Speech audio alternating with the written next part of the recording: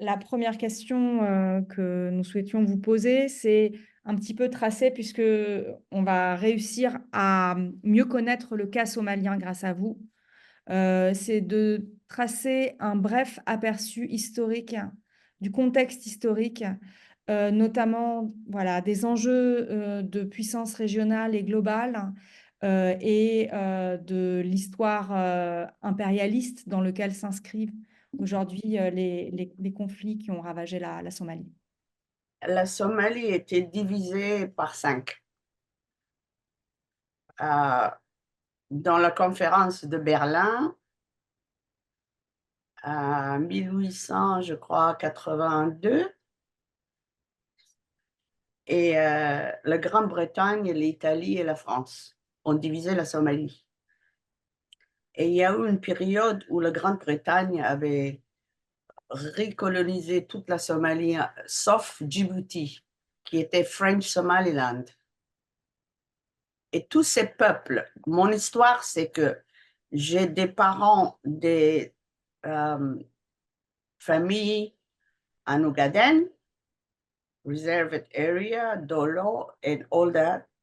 Et j'ai des familles en Northern Eastern Kenya, NFD. Et j'ai des familles en Somaliland maintenant, qui s'appelle The North, où c'était British Colony.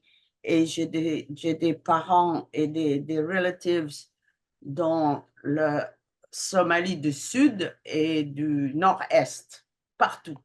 Donc, il y a toute la famille qui est dispersée comme ça avec des frontières qui n'existent pas dans notre tête, mais qui existent par le colonialisme. C'était très douloureux et on a lutté pendant des années, on continue à lutter parce qu'il y a des problèmes encore. Pourquoi on a divisé la Somalie? Parce que les colonialistes, ils ont vu qu'il y a une homogénéité de peuples, de langues, de religions, de cultures qui peuvent être grandieuses s'il y a une république, s'il y a une démocratie, s'il y a un progrès. Ça peut être un pouvoir intéressant dans l'Afrique. La Somalie se trouve dans un endroit stratégique. L'océan Indien et la mer Rouge, très stratégique. Et il y a eu, pendant la guerre froide, tout le monde qui se précipitait à être ami avec la Somalie, les États-Unis et la ex-Union soviétique. Est-Ouest, et après qu'il y a eu le Cold War, il y a un désintérêt sur la Somalie. La mer Rouge et l'océan Indien, c'est les endroits où transite beaucoup de commerce. Et depuis qu'il y a eu la guerre civile en Somalie, il y a beaucoup de problèmes, notamment il y a beaucoup de pays qui se sont mêlés dans l'histoire somalienne parce qu'ils ont des intérêts, que ce soit des compagnies pétrolières, parce qu'il y a aussi beaucoup de pétrole en Somalie et du gaz. Au lieu de, pas seulement c'est un point stratégique, mais il y a aussi des ressources importantes, telles que l'uranium, copper, l'or, euh, la pêche est abondante. Il y a beaucoup de pays qui font illegal fishing sur la côte somalienne. Et depuis qu'il n'y a pas de gouvernement fort, il y a aussi des pays qui dumpent leur nuclear waste dans la mer somalienne. Il n'y a pas de garde, c'est pour ça qu'il y a eu des pirates, soi-disant des jeunes qui montent des 15 ans, qui ne savent même pas nager, qui montent et qui deviennent des pirates, qui deviennent des criminels ensuite, mais au départ, c'était pour sauvegarder parce qu'ils ne pouvaient plus pêcher. Il y avait aussi le dumping of the waste, il y avait le illegal fishing, et ils ne pouvaient pas vivre dans leur petit village de pêche. Il y a les pays de Golfe qui ne veulent pas avoir une Somalie prospère, comme les Émirats arabes qui veulent construire des ports à gauche et à droite dans la mer Rouge et l'océan Indien, et qui pensent que si la Somalie prospère, eux, ils vont être hors de marché. Il y a d'autres pays Mhm. qui s'amènent. Il y a beaucoup de pays qui sont Et après. l'histoire de la guerre en Somalie même, juste pour finir le dernier, la dernière pièce dont on a besoin pour bien comprendre le contexte. Parce que l'Union soviétique, il y avait la guerre froide. Et c'est là que ça a commencé des gros problèmes. Il y avait un régime militaire et était devenu impopulaire parce qu'après la guerre avec l'Éthiopie pour la région de l'Ogaden, l'Union soviétique, le Yémen, Cuba, ils sont allés de l'autre côté, c'est-à-dire ils ont soutenu l'Éthiopie et la Somalie était complètement wiped out et économiquement, et ça a fait un soulèvement de population parce qu'il y avait une famine, et un régime militaire, ça jouait là-dessus. Mais tout de suite, on a vu qu'il y avait des pays qui ont profité de cette situation pour, euh, pour que ça empire. Et ça a empiré parce qu'il y a eu une génocide, il y a eu des populations qui ont été massacrées et les élites, surtout les gens qui étaient éduqués, qui pouvaient changer des choses, ont été massacrés. Il y a eu un revivement de tribalisme, soi-disant, entre guillemets, parce qu'ils sont tous les mêmes, les Somaliens, mais il y a quelque chose d'absurde qui s'est passé. Et puis, il y a des islamistes, des religieux qui se sont mis dedans dans cette histoire.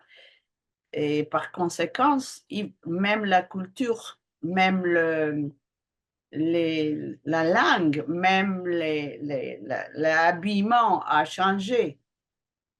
Les femmes somaliennes étaient toujours musulmanes et l'islam en Somalie était très tolérant. C'était pas un islam avec chador, habillement, comment on appelle, tous ces trucs qu'on a vus depuis 90.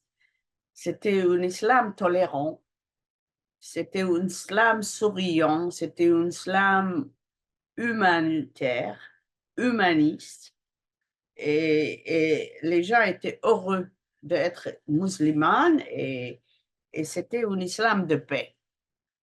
C'était pas ce qu'on a vu après, la peur, la,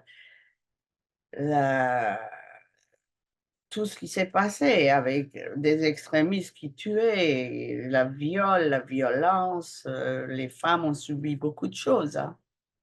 De même que euh, les gens qui violaient et qui commettaient la violence n'étaient pas punis. C'était les femmes qui étaient violées qui étaient punies. Au contraire, en disant qu'elle n'était pas habillée comme il fallait ou je ne sais pas quoi. Est-ce qu'il y avait en Somalie, au moment de l'indépendance, comme en Érythrée, ce que nous a expliqué Fatih, est-ce qu'il y avait en Somalie une participation des femmes, des mouvements de femmes et des féministes?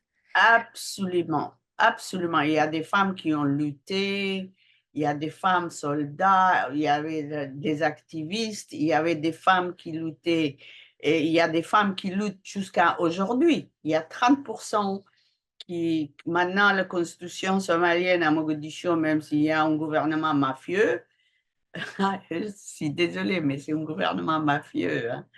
Et il y a, dans la Constitution, les femmes ont tellement lutté qu'on ne peut pas les nier. Et dans la Constitution, 30% des femmes doivent être élues et être au pouvoir. Mais ils ne font pas ça encore, hein. Il y a des femmes qui luttent partout. Il y a les femmes somaliennes à l'étranger qui ont des noms, qui ont réussi, qui font des choses partout, y compris le Sénat américain, hein. Partout dans le monde, des modèles, des photographes, des sportifs. À Londres, on a une femme boxeur. Il y a des femmes sportives. Elles luttent, les femmes. Elles n'ont jamais arrêté de lutter. Moi, je suis en contact avec des femmes dans les provinces. Dans les provinces, les femmes, et surtout Puntland ou Somaliland, les femmes sont écoutées, les femmes ont des voix, les femmes peuvent faire des choses. Mais Mogadiscio et ailleurs, c'est encore problématique, c'est compliqué.